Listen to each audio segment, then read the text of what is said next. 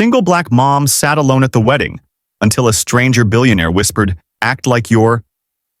Have you ever wondered what would happen if a single whispered proposition at a wedding could change your entire life? For those who felt invisible at social gatherings or struggled with single parenthood, this story might feel all too familiar.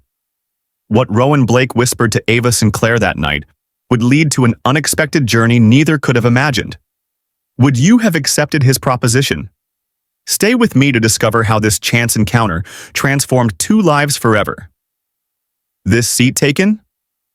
Ava looked up from her flat champagne to find herself staring into the most penetrating dark eyes she'd ever seen. The stranger stood tall in a perfectly tailored suit that probably cost more than her monthly rent. "No," she replied, suddenly conscious of being the only person at a table for 8. He sat down beside her, close enough that she caught the subtle scent of his cologne. "I'm Rowan Blake," he said, extending his hand. "Ava Sinclair." His hand was warm, his grip firm but gentle. "I've been watching you sitting here alone," he said, leaning closer, his voice dropping to a conspiratorial whisper. "And I have a proposition for you, Ava Sinclair." She raised an eyebrow, instantly wary.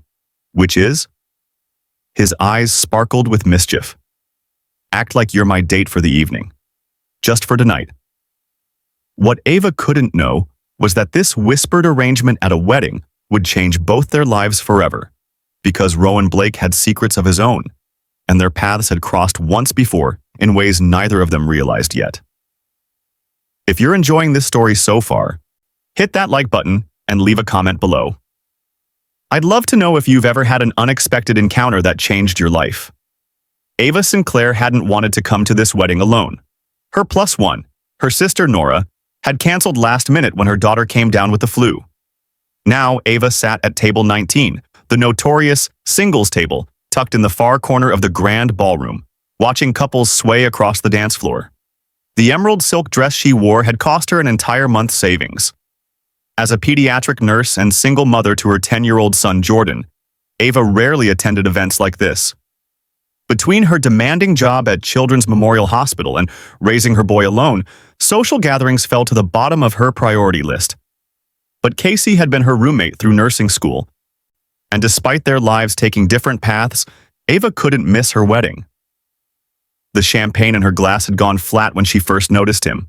Tall, commanding, impeccably dressed in a tailored suit that screamed wealth. He moved through the crowd with the confidence of someone who belonged everywhere. Their eyes met briefly across the room, and Ava quickly looked away, embarrassed to be caught staring.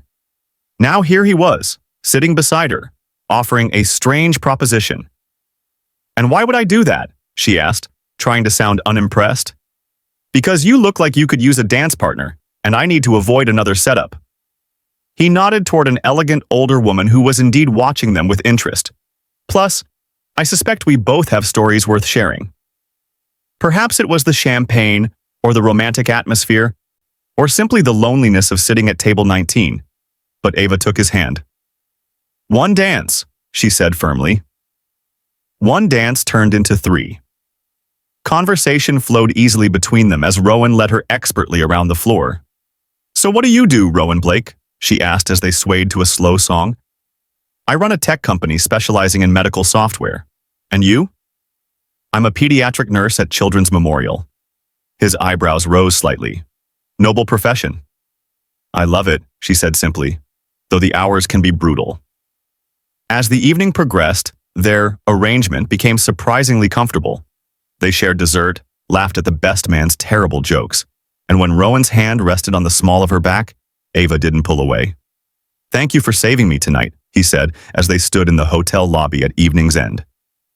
"I think we saved each other," Ava replied, surprised by how much she meant it. Rowan hesitated, then pulled out a business card. "I'd like to see you again, Ava. For real this time." She took the card, a flutter of excitement mingling with practicality. "I should tell you something first. I have a son. He's 10, and he's my world." Rowan's expression softened. "I'd like to meet him someday." Ava tucked the card into her clutch, not making promises. "Good night, Rowan." "Good night, Ava." As her rideshare pulled away from the hotel, Ava couldn't help but smile. It had been just one evening, just pretend. But for the first time in years, she felt the stirring of possibility. The alarm blared at 5:30 a.m., and Ava groaned as she reached to silence it. Monday mornings were always a challenge. Getting Jordan ready for school before her early shift at the hospital required military precision.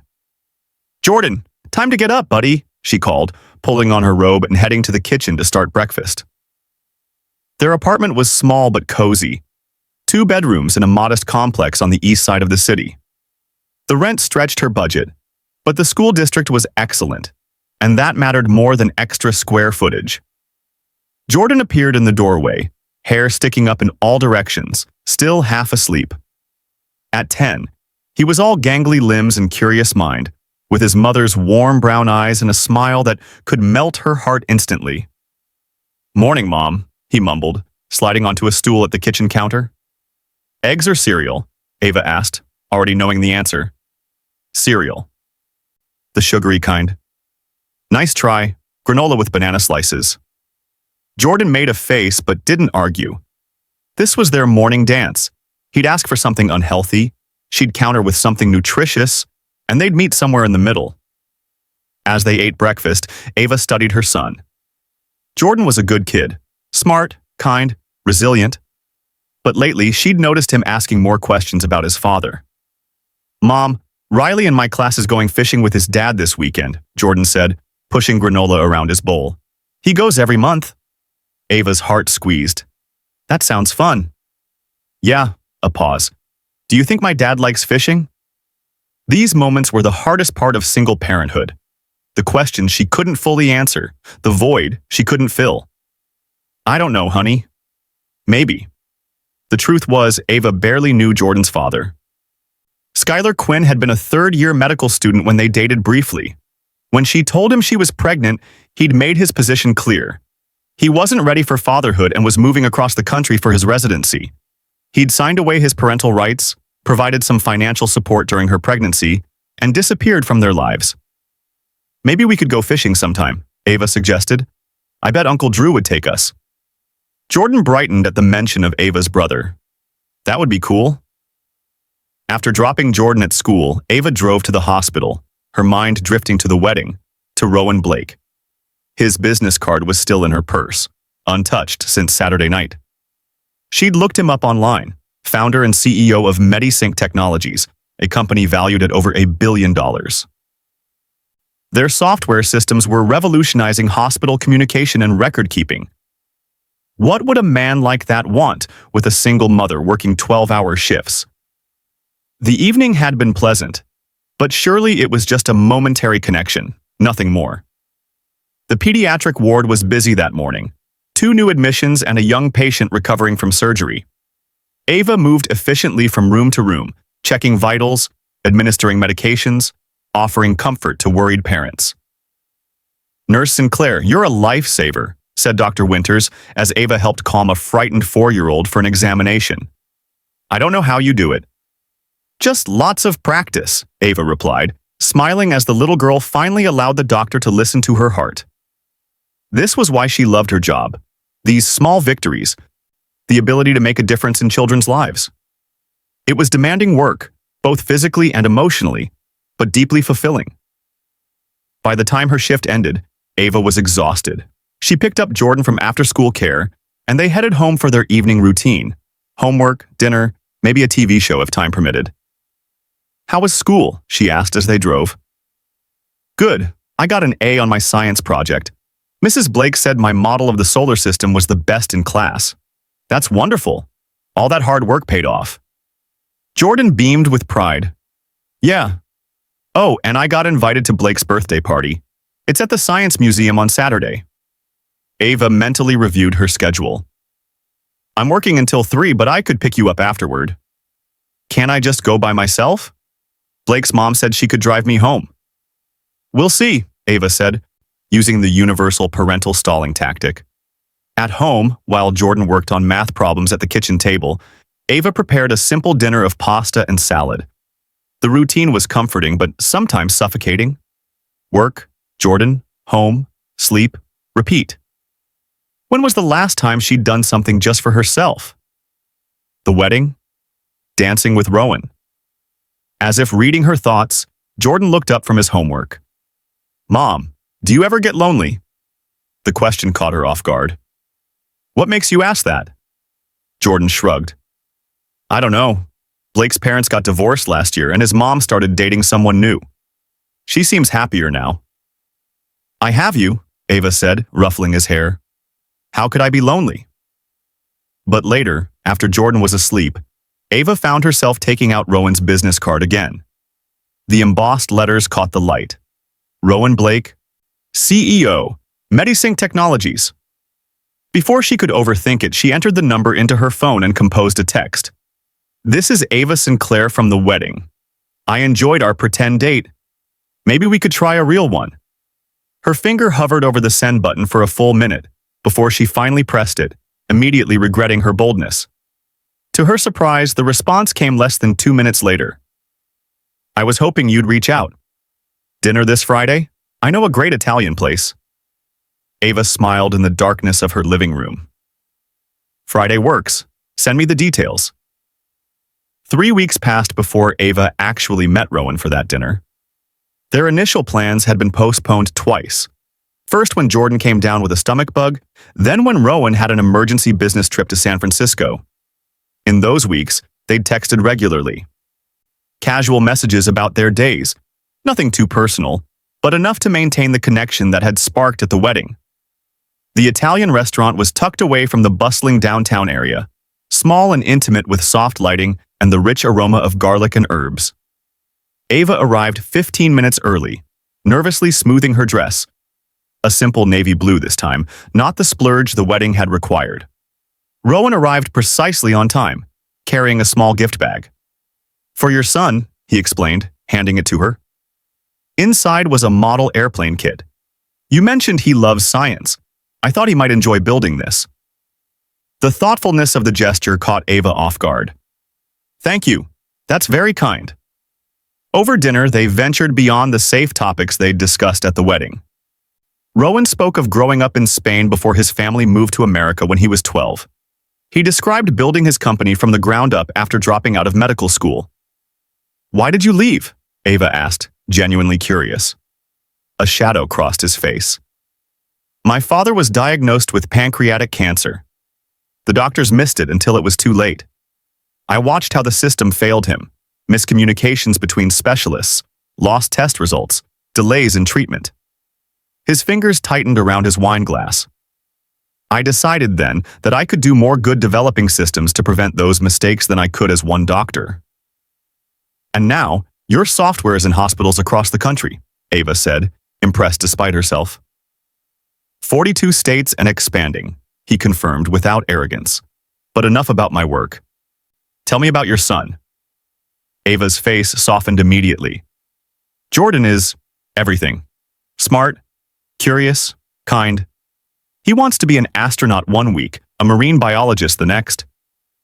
She hesitated, then added, his father isn't in the picture, never has been.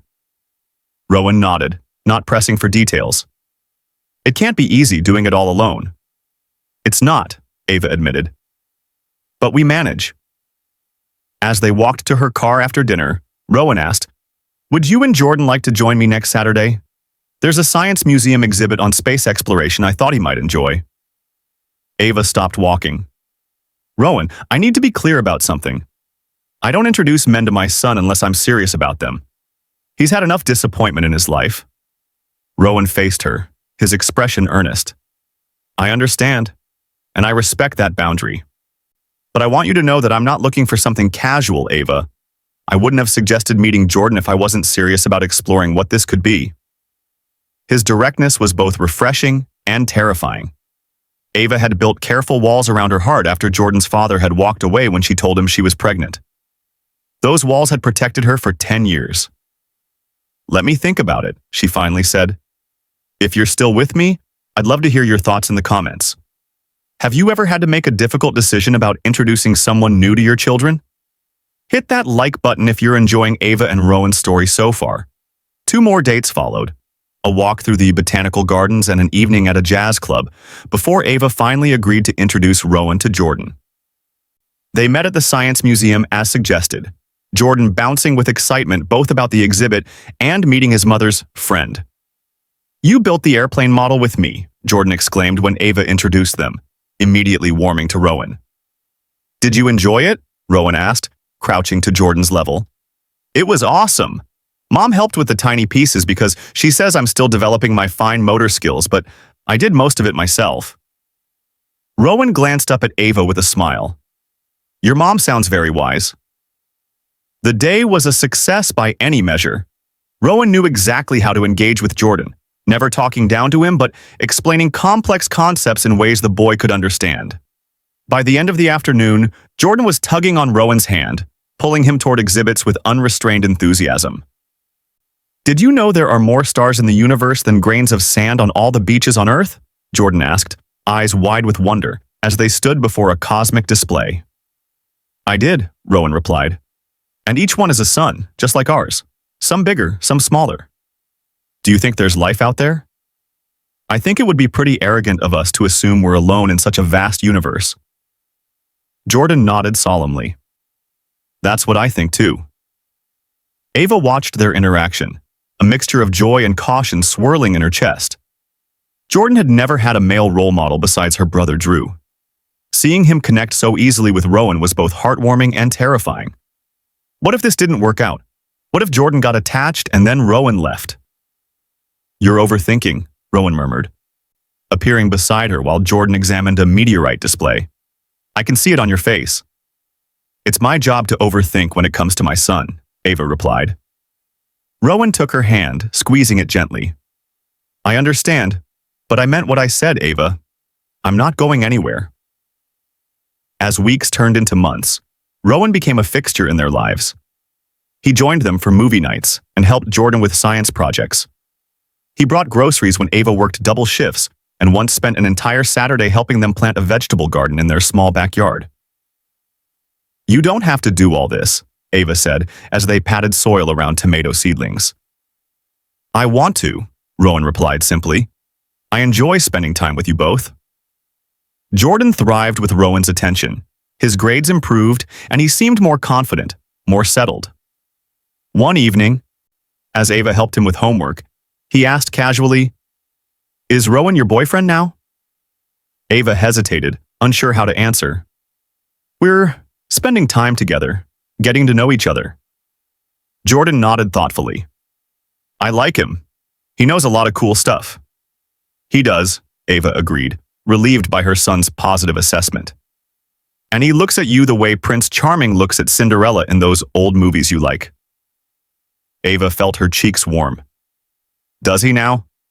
"Yep, all googly-eyed." She laughed, ruffling Jordan's hair.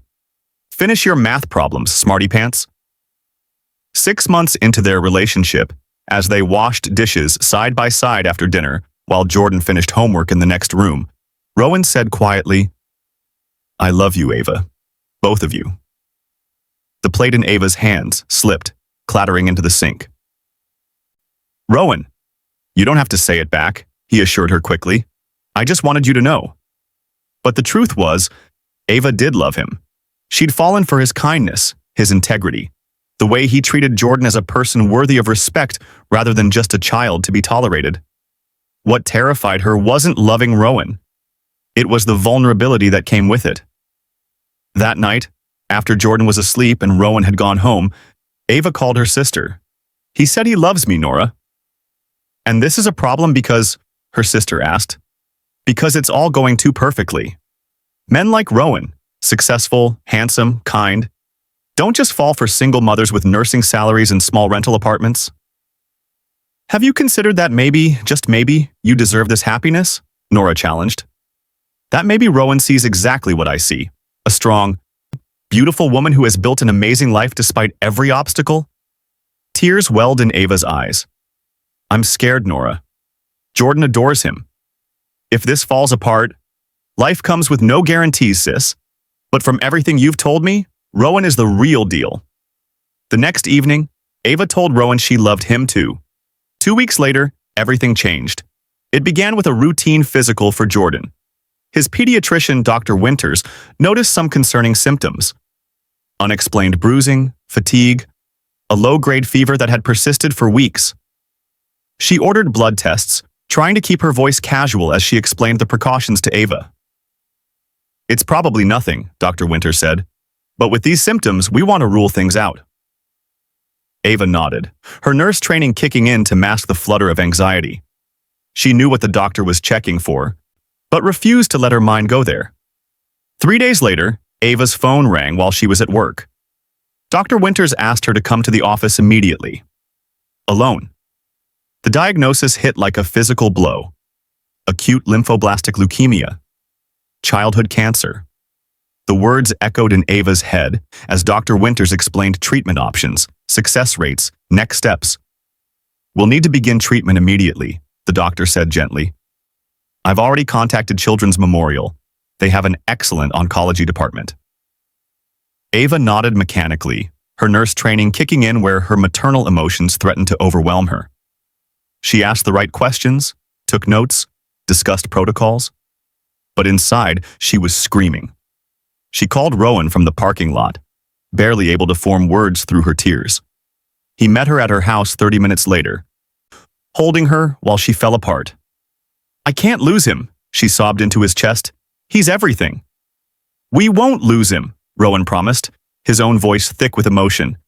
"Whatever it takes, whatever he needs, we'll get through this together." Telling Jordan was the hardest thing Ava had ever done. She sat him down that evening, Rowan beside her for support, and explained as simply as she could what was happening. "So I'm sick?" Jordan asked, his young face serious. "Yes, buddy, but the doctors are going to give you medicine to make you better." "Will I lose my hair like Mrs. Peterson did when she had cancer?" Ava swallowed hard. "Probably, but it will grow back." Jordan considered this. "Will it hurt?" "Sometimes," Ava admitted, determined not to lie to her son. "But I'll be with you every step of the way. And so will the doctors and nurses." "And me," Rowan added quietly. "If that's okay with you, Jordan."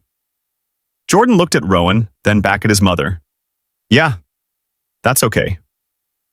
The next weeks became a blur of hospital visits, medical terminology, and watching her vibrant son become pale and weak from the aggressive treatments. Ava took a leave of absence from work, draining her modest savings to stay by Jordan's side. Rowan was there every step of the way. He rearranged his entire schedule to be present for treatments. He researched experimental protocols and connected with specialists. When Ava worried about mounting medical bills, he quietly ensured they disappeared. "You don't have to do this," she told him one night in the hospital cafeteria. Both of them exhausted from a day of watching Jordan struggle through a particularly difficult round of chemotherapy. "Yes, I do," he replied simply, "because I love him, and I love you." Jordan's resilience amazed them all. Despite the pain, despite losing his hair and weight, despite the endless needles and medications, he maintained his curiosity and humor. "Hey, Mom," he said one afternoon as they played cards in his hospital room. "At least I don't have to worry about bad hair days anymore." Ava laughed through tears, marveling at her son's strength. The hardest days were when Jordan was too sick to joke, when the treatments left him vomiting and weak, when all Ava could do was hold his hand and whisper that it would get better. On one such night, as Jordan finally drifted into fitful sleep, Ava stood by the window of his hospital room, staring out at the city lights. "You should get some rest," Rowan said softly, coming to stand beside her. "I'll stay with him." "I can't leave him," Ava whispered. "Just for a few hours. Go to my place. It's closer than yours. Shower, sleep in a real bed. I promise I'll call if anything changes." Ava hesitated, then nodded. She was no good to Jordan if she collapsed from exhaustion. Rowan's penthouse apartment was exactly what she'd expected: sleek, modern, with floor-to-ceiling windows offering a panoramic view of the city. Yet there were surprising touches of warmth. Books everywhere, a collection of vintage vinyl records, framed photographs of what must be his family. After a long, hot shower, Ava found herself examining these photos. Rowan as a boy in Spain, standing with his parents outside a modest home. Rowan at what appeared to be his college graduation, arm around an older man who shared his features, his father, before the cancer. It struck her then how little she really knew about Rowan's past. He spoke often of his work, his current life, but rarely of his childhood or family beyond basic details. Too tired to dwell on it, Ava collapsed into his bed, surrounded by the scent of him, and fell into the first deep sleep she'd had in weeks. 3 months into Jordan's treatment, when the prognosis was cautiously optimistic, but the road ahead still long, Rowan asked Ava to marry him. Not with a grand gesture or public display, but in the quiet of Jordan's hospital room while the boy slept. "I know the timing is terrible," he admitted, holding a simple diamond ring. "But life is short and precious, and I don't want to waste another day not being your family officially." Ava looked at her sleeping son, then back at the man who had become their rock. "Ask me again when Jordan is better," she said softly. "Ask me when we're not in crisis mode, when you've had time to really think about what taking on a family with medical issues means." Rowan tucked the ring away without argument. "I'll ask again," he promised, "but my answer won't change." 6 months later, Jordan's cancer went into remission. The day they received the news, they celebrated with ice cream and a movie marathon at home. After Jordan finally fell asleep, exhausted but happier than he'd been in months, Rowan took Ava's hand. "There's something I need to tell you," he said, his expression uncharacteristically nervous. Ava's heart sank. Here it was, the other shoe dropping. Now that the crisis had passed, perhaps Rowan had realized the commitment was too much. "I haven't been entirely honest with you," he continued, confirming her fears. "About what?" she asked, steeling herself. Rowan took a deep breath. "About why I was at Casey's wedding. About why I approached you that night." Confusion replaced dread. "I don't understand." 11 years ago, I was a medical student doing a rotation in the ER at University Hospital," he began. "A young woman came in. Car accident. Nothing too serious. I was the one who took her initial history." Ava stared at him, a distant memory stirring. "That was you." He nodded. "You were just a few weeks pregnant. You didn't know yet. When the blood work came back, I was the one who told you." The memory crystallized. A kind-faced medical student with an accent, gently explaining that her pregnancy test had come back positive. She'd been so shocked she'd barely registered his face. "I never forgot you," Rowan continued. "Your strength, your immediate love for a child you hadn't planned. Years later, when I saw your picture on Casey's wedding invitation, she'd mentioned her nursing school friend would be there. I recognized you immediately." Ava's mind raced. "You sought me out at the wedding? This whole relationship has been based on a lie?" "No," Rowan said firmly. "I sought you out because I remembered you. I wanted to know if you were as remarkable as I remembered. The rest, falling in love with you, with Jordan, that was all real, all unexpected." "Why tell me now?" Ava asked, trying to process this revelation. "Because I want to ask you to marry me again, and I needed you to know the whole truth first." He took her hands in his. "Our meeting wasn't entirely chance, but everything that followed was genuine. I love you, Ava. I love the family we've become." Ava pulled her hands away, standing up.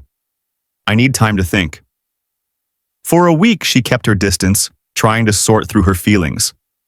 Was their entire relationship built on Rowan's idealized memory? Had he approached her out of curiosity or something deeper?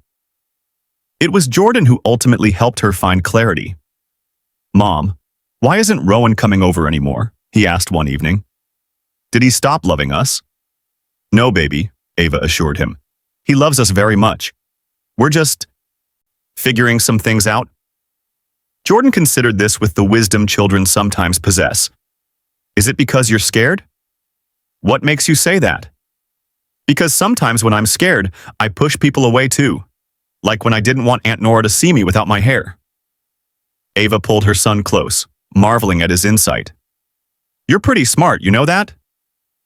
"So are you going to call him?" Jordan pressed. If you're still with me on this journey, take a moment to hit that like button and share your thoughts in the comments. Has a child's wisdom ever helped you see something clearly that you were struggling with? That night, after Jordan was asleep, Ava did call Rowan. They met at the same Italian restaurant where they'd had their first date. "I've been thinking about what you told me," she began, "about how we first met." Rowan waited, tension evident in his posture. "At first, I felt manipulated," Ava continued, "like you'd orchestrated our entire relationship. But then I realized something. Even if our meeting at the wedding wasn't entirely chance, everything that followed was a choice. Your choice to love us, to stand by us through the hardest time of our lives." She reached across the table, taking his hand. "The universe may have brought us together twice, but you're the one who chose to stay."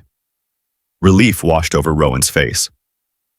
"Does this mean—" "It means yes," Ava said, smiling through tears. "Yes, I'll marry you." 6 months later, they stood together in the garden of the small house they now shared. Rowan having moved in rather than asking Ava and Jordan to relocate. Friends and family gathered to witness their vows, with Jordan proudly serving as best man. "I was thinking," Rowan said the night before the wedding, as they sat on the porch swing, "about changing the company name." "Oh?" Ava looked up from the final seating chart she was reviewing. "Medisync Technologies is so corporate. I was thinking of something more meaningful." "Like what?" Rowan smiled. "Jordan's Hope, named after the bravest kid I know." Tears sprang to Ava's eyes. "He'd love that." "And there's something else," Rowan continued. "I've been working with the hospital board. We're establishing a foundation to help families dealing with childhood cancer. Covering expenses insurance doesn't, providing support services, funding research." "Rowan, that's amazing."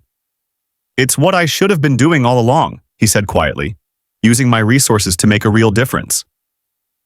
As Ava walked toward Rowan the next day, she reflected on the journey that had brought them here.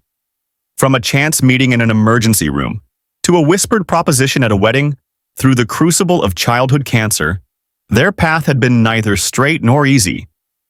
But standing before the man who had become her partner in all things, with her healthy son beaming beside him, Ava knew with absolute certainty that some arrangements, even those that begin with a whisper, were always meant to be. "I, Rowan, take you, Ava, to be my wife," he said, his voice steady and sure. "I promise to stand by you and Jordan through whatever life brings, to love you both with all that I am, and to remember each day how fortunate I am that you said yes to my proposition." Laughter rippled through the gathering, and Ava smiled through happy tears. "I, Ava, take you, Rowan, to be my husband," she replied. "I promise to trust in our love even when I'm afraid, to build our family on honesty and compassion, and to remember that sometimes the most unexpected arrangements become our greatest blessings." As they exchanged rings and sealed their vows with a kiss, cheers erupted from their friends and family. Jordan was the loudest of all, jumping up and down beside them. The reception was simple but joyful. Good food, music, laughter. Ava danced with her brother Drew, with Jordan, and finally, as the evening wound down, with her new husband. "Happy?" Rowan asked as they swayed to a slow song. "More than I ever thought possible," Ava replied, resting her head on his chest. "You know," he murmured, "I've been thinking about our family." "Hmm?" "Jordan mentioned wanting a sister someday." Ava looked up at him, surprised. "Did he now?" "He did. Said he's always wanted to be a big brother." "And how do you feel about that?" she asked carefully. Rowan's eyes were warm as he gazed down at her. "I think Jordan would make an excellent big brother. When you're ready, of course." Ava smiled, a vision of their future unfolding before her, their family growing, Jordan healthy and thriving, love multiplying. "I think I might be ready sooner than I expected." 1 year later, Ava stood in the nursery of their new home, gently rocking their 3-month-old daughter, Clara, to sleep. The room was painted a soft yellow, with a mural of stars and planets that Jordan had helped design. "She finally out?" Rowan whispered from the doorway. Ava nodded, carefully placing the sleeping infant in her crib. They tiptoed out, leaving the door slightly ajar. In the living room, Jordan was sprawled on the couch, engrossed in a book about marine biology, his latest passion. His health remained good, with regular checkups showing no signs of the cancer returning. "How's the homework coming?" Rowan asked, ruffling the boy's hair as he passed. Almost done. Hey, Dad, can we go to the aquarium this weekend? I want to see the new jellyfish exhibit. Dad. The word still brought a lump to Rowan's throat every time Jordan used it. It had happened naturally, about 2 months after the wedding. No discussion, no formal decision. Jordan had simply started calling him Dad, and it had felt right to all of them. Sure thing, buddy. Saturday morning work for you? Jordan grinned. Perfect. Later, after Jordan had gone to bed, Ava and Rowan sat on their back porch, enjoying a rare moment of quiet. I got a call from Nora today, Ava said, sipping her tea. She's thinking of starting a support group for parents of children with cancer, based on her experience helping us through Jordan's treatment. That's a wonderful idea, Rowan replied. The foundation could help fund it. The Jordan's Hope Foundation had grown significantly over the past year, helping dozens of families navigate the financial and emotional challenges of childhood cancer. Rowan had stepped back from day-to-day operations at his company to focus on the foundation, finding more fulfillment in this work than he ever had in corporate success. I've been thinking, Ava said, turning to face him, about going back to work part-time when Clara's a bit older. Whatever you want to do, I support you, Rowan said immediately. You know that. I miss nursing, she admitted. Not the long hours or the stress, but making a difference for those kids. You're an amazing nurse. Those children would be lucky to have you back.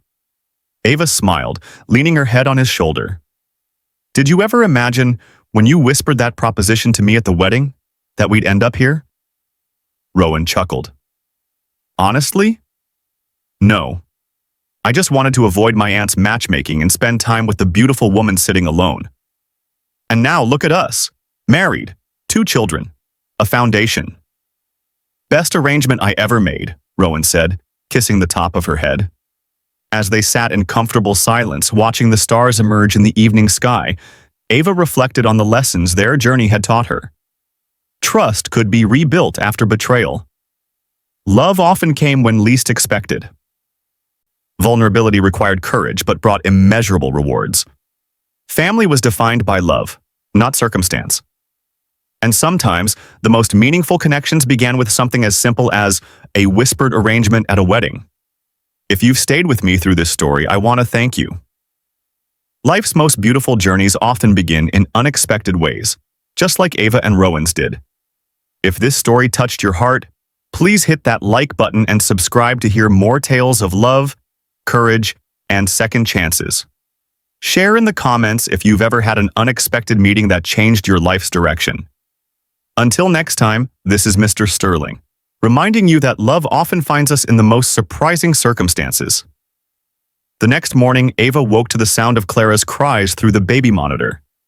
She slipped out of bed, careful not to wake Rowan, and padded down the hall to the nursery.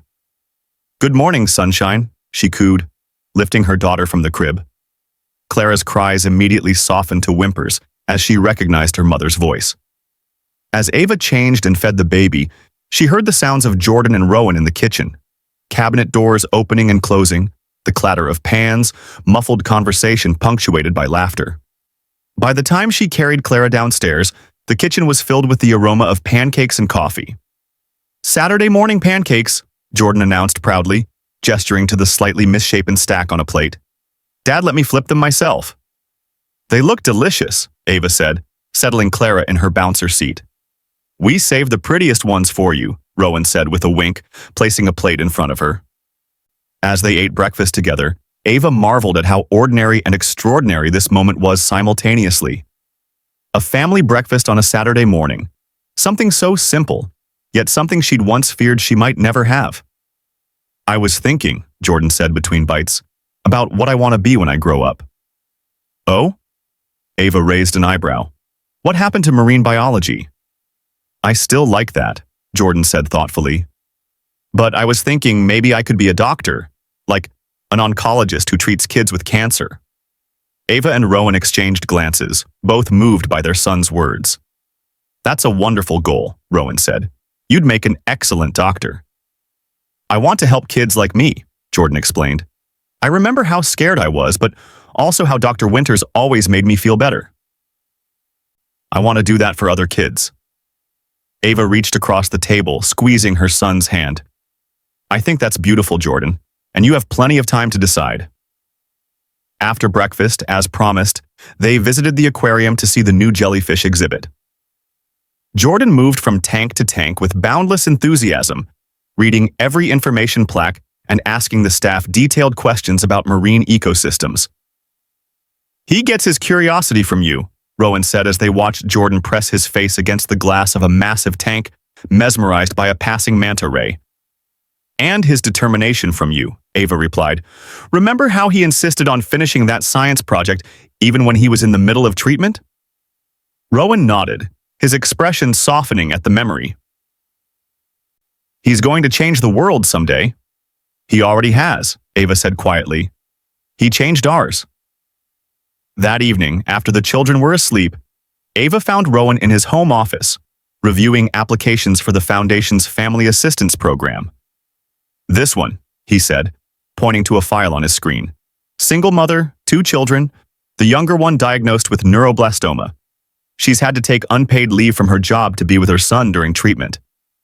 Just like me, Ava murmured, reading over his shoulder. Exactly. I want to make sure she gets comprehensive support, not just medical expenses, but rent, utilities, childcare for the older child. Ava wrapped her arms around him from behind. You're doing such important work. Rowan turned in his chair to face her. I learned from the best. Watching you with Jordan during his treatment, your strength, your unwavering focus on his needs despite your own fear, it changed my perspective on everything. We got through it together, Ava reminded him. Yes, but you were already doing it alone before I came along. You're the strongest person I know, Ava Blake. She smiled at the use of her married name, still new enough to give her a small thrill. Speaking of the Foundation, I had an idea I wanted to run by you. I'm all ears. What about a sibling support program? Jordan mentioned how hard it was to see other kids at school doing normal things while he was sick. If Clara had been born then, she would have felt the impact too. Maybe we could create something specifically for the brothers and sisters of cancer patients? Rowan's eyes lit up. That's brilliant. We could offer counseling, special activities, maybe even a camp experience where they can connect with other kids going through the same thing. Exactly. Sometimes the siblings get lost in the shuffle when everyone's focus is on the sick child. Let's do it, Rowan said decisively. We can call it Jordan's Heroes, or something similar. I love that, Ava said, touched by his immediate enthusiasm for her idea. As they continued discussing the details, Ava reflected on how far they'd come from that first meeting at the wedding. Their relationship had been tested by crisis, by revelation, by the everyday challenges of blending lives and raising children. Yet through it all, their connection had only deepened, their commitment to each other and their family strengthening with each obstacle overcome. The following week brought an unexpected visitor to their home. Ava opened the door to find a tall, distinguished woman in her 60s standing on their porch. Mrs. Blake, the woman asked, her accent similar to Rowan's. Yes, Ava replied, puzzled. I'm Elena Vega, Rowan's mother. Ava's surprise must have shown on her face because the woman smiled apologetically. I'm sorry to arrive unannounced. I've been living in Spain since my husband passed, but when Rowan told me about his new family, I knew I needed to come meet you all. Of course, please come in, Ava said, recovering quickly. Rowan's at a foundation meeting, but he should be home soon. Can I get you some tea? Elena followed her into the house, her eyes taking in everything. The family photos on the walls, Clara's toys scattered across the living room floor. Jordan's science fair trophy displayed proudly on the mantel. You have a beautiful home, she said, as Ava prepared tea in the kitchen. And from what Rowan has told me, a beautiful family as well. Thank you, Ava replied, studying the woman who was now her mother-in-law. She could see Rowan in Elena's eyes, in the way she held herself with quiet dignity. My son was lost for many years, Elena said suddenly. After his father died, he threw himself into his work. Building his company became his only focus. I worried he would never find balance, never know the joy of family. Ava set a cup of tea in front of Elena. He's mentioned that time. How driven he was. Driven, yes, but also running from grief, Elena said softly. until he found you and Jordan. The change in him when we speak now, it's remarkable. He's found his purpose again, beyond just success. Before Ava could respond, the front door opened, and Rowan's voice called out, "Ava? Whose car is in the—" He stopped abruptly as he entered the kitchen. "Mama?" "Surprise," Elena said, standing to embrace her son. Ava slipped out to give them privacy, heading upstairs to check on Clara, who was napping. When she returned downstairs 30 minutes later, she found Rowan and his mother in deep conversation, photo albums spread across the kitchen table. "Ava," Rowan said, looking up with a smile. "Mama brought family photos to share with us. Come see." The rest of the afternoon was spent with Elena sharing stories of Rowan's childhood in Spain, his early fascination with science, his determination to learn English perfectly when they moved to America, his close relationship with his father. When Jordan came home from school, he was initially shy around this new grandmother, but Elena quickly won him over by presenting him with a telescope that had belonged to Rowan as a boy. "For watching those stars you love so much," she told him. That night, after Elena had gone to her hotel with promises to return the next day, Ava found Rowan standing on their back porch, gazing up at the night sky. "Your mother is wonderful," she said, joining him. "She is," he agreed. "I should have brought her into our lives sooner. After my father died, we both retreated into our separate griefs. It became easier to maintain distance." "She's here now," Ava said gently, "and she clearly adores Jordan and Clara." Rowan nodded, wrapping an arm around Ava's waist. "When I approached you at that wedding, I was just trying to escape an awkward situation. I had no idea I was walking toward my future." "The universe works in mysterious ways," Ava murmured. "Indeed it does," Rowan agreed. "Though I think we deserve some credit too, for being brave enough to take chances on each other, even when it was scary." "Especially when it was scary," Ava corrected. As they stood together under the vast canopy of stars, Ava thought about all the moments that had led them here. The car accident that brought them together the first time, the wedding invitation that reunited them, Jordan's illness that tested their commitment, and all the choices, large and small, that they had made along the way. Life offered no guarantees. Tomorrow could bring new challenges, new tests of their resilience. But standing here, in the arms of the man who had whispered a proposition that changed her life, Ava knew with absolute certainty that whatever came next, they would face it together. And that was the most beautiful arrangement of all. If this story touched your heart, please take a moment to like, share, and subscribe to my channel. Your support helps me continue sharing these tales of love and resilience. In the comments, I'd love to hear about a time when an unexpected meeting changed the course of your life. Remember, sometimes the most beautiful journeys begin with a simple whisper. 2 years later, Ava stood in the doorway of Jordan's bedroom, watching as he carefully packed his duffel bag. At 13, he was growing tall, his features maturing, though his eyes still held the same curious spark they always had. "Got everything?" she asked. Jordan nodded, zipping the bag closed. "I think so. Dad already checked my packing list." "Dad." The word still warmed Ava's heart every time Jordan used it. Today was a milestone, Jordan's first time attending Camp Starlight, a special summer program for childhood cancer survivors that the Jordan's Hope Foundation had established the previous year. He would be going not just as a camper, but as a junior counselor, mentoring younger children who were still in treatment or recently in remission. "You nervous?" Ava asked, sitting on the edge of his bed. Jordan considered the question seriously. "A little, but mostly excited. I remember how scared I was when I was sick, how I felt different from everyone else. I want to show these kids that there's life after cancer, you know?" Ava's throat tightened with emotion. "I know. And you're going to be amazing at it." Downstairs, Rowan was loading the car while simultaneously trying to prevent 2-year-old Clara from helping by removing items as quickly as he put them in. "Clara Bear, those bags need to stay in the car," he was saying patiently as Ava and Jordan came downstairs. "I help," Clara insisted, her curly pigtails bouncing as she stubbornly tugged at a sleeping bag. "How about you help by giving your big brother a goodbye hug instead?" Ava suggested, scooping up her daughter. Clara immediately reached for Jordan, who took her with a grin. Be good for Mom and Dad, Squirt. I'll bring you back a special rock from the lake. Rock?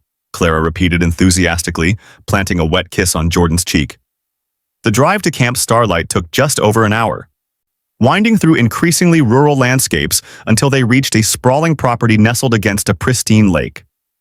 Cabins dotted the shoreline, and a large lodge stood at the center of the camp.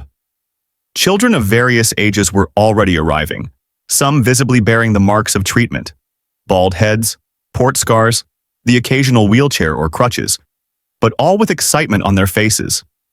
As they parked, a tall woman with a clipboard approached them. You must be the Blakes, she said warmly. I'm Riley James, the camp director. Nice to meet you in person, Rowan said, shaking her hand.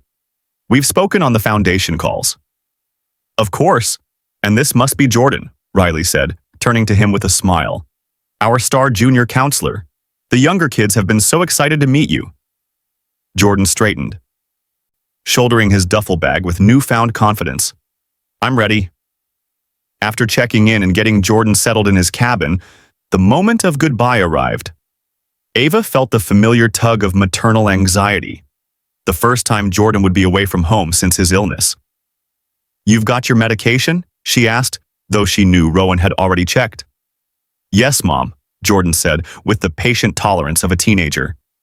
And you'll call if I feel tired or get a fever or anything seems off, Jordan finished for her.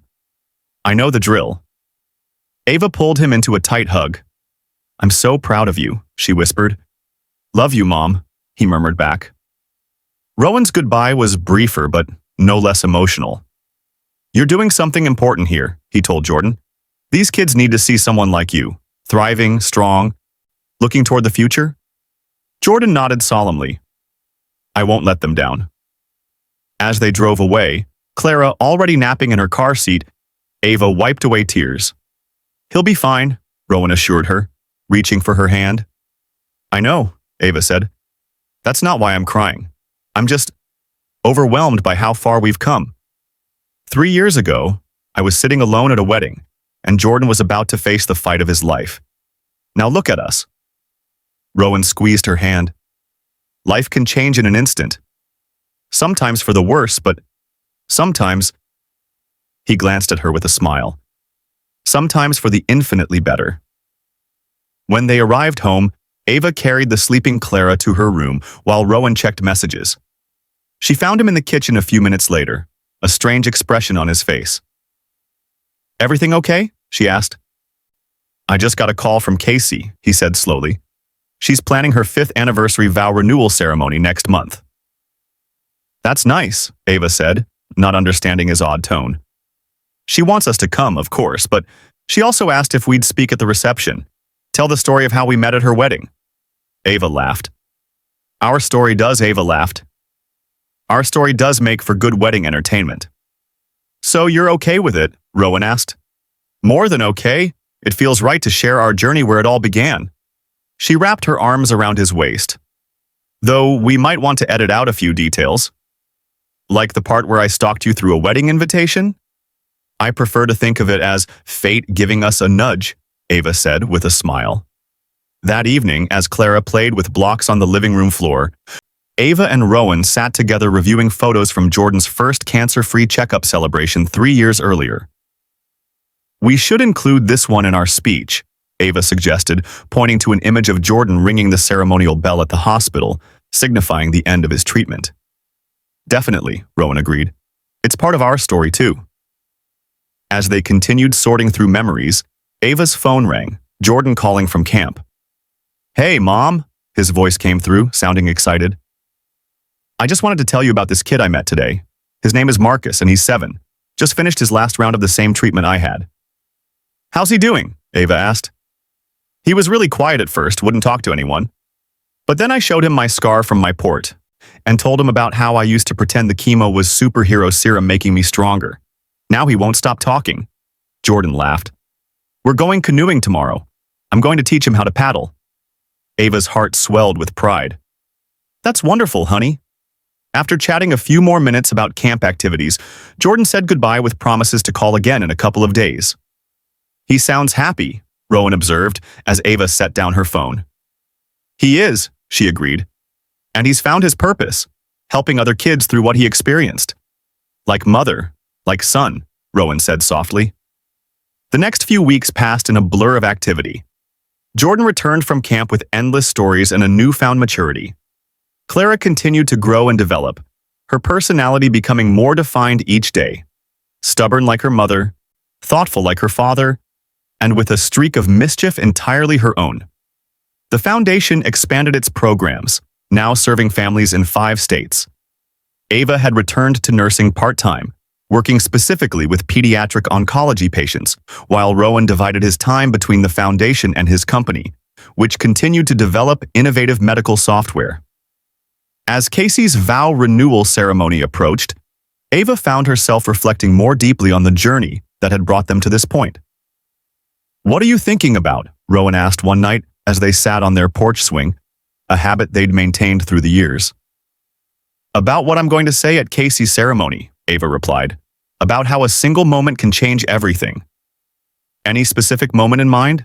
Ava smiled. "Many. That first meeting in the ER. Seeing you across the ballroom at the wedding.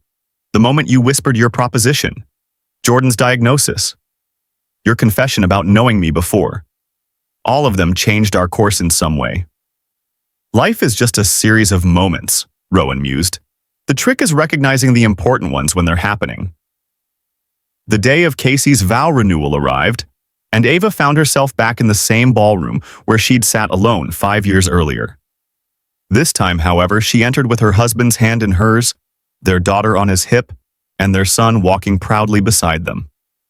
The ceremony was beautiful, Casey and her husband reaffirming their love surrounded by friends and family. At the reception afterward, the MC called Ava and Rowan to the microphone. 5 years ago, at the original wedding of our hosts.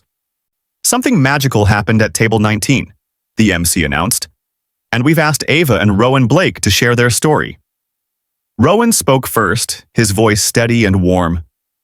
"5 years ago, I came to this very ballroom as a business associate of the groom. I had no intention of finding love. In fact, I was actively avoiding my aunt's matchmaking attempts." Laughter rippled through the crowd. "But then I saw a beautiful woman sitting alone at table 19, and something compelled me to approach her." Ava took over, smiling at the memory. "He sat down beside me and whispered the strangest proposition, 'Act like you're my date for the evening.' Just for that night, just to avoid his aunt's matchmaking. I should have been offended, should have walked away. Instead, I said yes to one dance. One dance turned into 3, Rowan continued. 3 dances turned into dinner. Dinner turned into conversation that felt like coming home to a place I'd never been before. What I didn't know then," Ava said, "was that Rowan and I had actually met once before, years earlier, when he was a medical student and I was a patient. He was the one who told me I was pregnant with my son Jordan." Murmurs of surprise and delight spread through the audience. "The universe brought us together twice," Rowan said, "but it was our choice to stay together, to build a life, to become a family." "Our path wasn't always easy," Ava continued. "Shortly after we began dating, my son was diagnosed with leukemia. It would have been the perfect moment for a man with no obligations to walk away. But walking away was never an option," Rowan said firmly, "because by then, I knew what truly mattered. Not my company, not my success, but the love of this extraordinary woman and her remarkable son." "Today, Jordan is healthy and thriving," Ava said, smiling at their son who sat at their table. "We've added our daughter Clara to our family, and we've learned that life's most beautiful journeys often begin with the smallest moments, like a whispered proposition at a wedding." "So our advice," Rowan concluded, raising his glass, "is to pay attention to those moments. The chance meetings, the unexpected connections, the whispered propositions. You never know which one might change your life forever." Applause filled the ballroom as they returned to their table, where Jordan gave them both a thumbs up and Clara clapped enthusiastically without understanding why. "That was beautiful," Casey said, embracing Ava. "I had no idea my wedding played such an important role in your love story." "Neither did we at the time," Ava replied with a smile. Later, as the evening wound down, Rowan pulled Ava onto the dance floor for a slow song. "Feeling nostalgic?" he asked as they swayed to the music. "A little," she admitted. "It's strange being back where it all began." "Not everything began here," Rowan reminded her. "Some of it began in an emergency room 11 years ago." "True, but this is where we really found each other." As they danced, Ava caught sight of Jordan sitting at their table, entertaining Clara with silly faces while simultaneously texting on his phone, probably updating his camp friends about the evening. "Look at our children," she murmured. Rowan followed her gaze, his expression softening. "The greatest gifts of my life?" "Do you ever wonder what would have happened if you hadn't approached me that night?" Ava asked. "If you'd chosen another table, or if I'd declined your proposition?" "Sometimes," Rowan admitted. "But then I remember something my father used to say. The right souls find each other, no matter what obstacles stand in their way." "I like that," Ava said, resting her head against his chest. "I believe we would have found each other eventually," Rowan continued. "Maybe at a hospital fundraiser or a school event when Jordan was older. But I'm grateful we didn't have to wait any longer than we did." As the song ended, Ava looked up at her husband. This man who had entered her life with a whispered proposition and stayed to become her partner, Jordan's father, Clara's dad, and the love she'd never expected to find. "Ready to go home?" he asked. "Yes," she replied simply. "Let's go home." In the years that followed, the Blake family continued to grow and evolve. Jordan graduated high school with honors and was accepted to medical school, determined to become a pediatric oncologist. Clara developed her father's head for business and her mother's compassion, eventually joining the foundation's leadership team. The Jordan's Hope Foundation expanded nationally, helping thousands of families navigate the challenges of childhood cancer. Ava's sibling support program, now called Heroes Circle, became a model for similar initiatives across the country. Rowan's company continued to innovate, developing systems that improved patient care and communication between medical providers. But his true passion remained the foundation and the family that had given his life meaning beyond success. On their 10th wedding anniversary, Rowan surprised Ava with a return to the Italian restaurant where they'd had their first official date. 10 years, Ava marveled as they sat at the same corner table. "Sometimes it feels like yesterday, and sometimes it feels like we've always been together." "The best decade of my life," Rowan said, raising his glass in toast. "Even with all the challenges? Jordan's illness, Clara's premature birth, my father's passing?" "Especially with those," Rowan replied seriously, "because we faced them together. The difficulties have only made the joy more profound." After dinner, they walked hand in hand through the botanical gardens where they'd once had an early date. "I have something for you," Rowan said, stopping beside a fountain illuminated by soft lights. He pulled a small box from his pocket. Inside was a delicate necklace with 5 small birthstones. Ava's, Rowan's, Jordan's, Clara's, and a 5th that Ava didn't recognize. "The 5th stone is for the future," Rowan explained, seeing her confusion. "For whatever comes next in our journey together." Tears welled in Ava's eyes as he fastened the necklace around her throat. "It's perfect," she whispered. "Just like that night at the wedding," Rowan said softly. "I find myself wanting to make you a proposition." Ava smiled through her tears. "Which is?" "Spend the next 50 years with me," he said simply. "Growing older, watching our children build their own lives, creating new memories, facing whatever challenges come our way." "That's not a proposition," Ava teased gently. "That's a given." As they embraced beneath the stars, Ava reflected on the extraordinary journey that had begun with a whispered arrangement at a wedding. From that single moment had grown a love that sustained them, a family that fulfilled them, and a purpose that guided them. Life offered no guarantees. The future would bring its own joys and sorrows, triumphs and challenges. But of one thing, Ava was certain. Whatever came next, they would face it together, just as they had everything else. Because some arrangements, even those that begin with a whisper, are always meant to be. If this story touched your heart, please take a moment to like, share, and subscribe to my channel. Your support helps me continue sharing these tales of love, resilience, and second chances. In the comments, I'd love to hear about a time when an unexpected meeting changed the course of your life. Remember, sometimes the most beautiful journeys begin with a simple whisper. Life rarely follows the path we expect. For Ava Sinclair, sitting alone at table 19 at her friend's wedding, the future seemed predictable. Continuing her work as a pediatric nurse, raising her son Jordan alone, maintaining the careful balance she'd established over 10 years of single motherhood. For Rowan Blake, success had come at a cost. His medical software company had made him a billionaire, but memories of his father's death from cancer had driven him to work relentlessly, leaving little room for personal connections.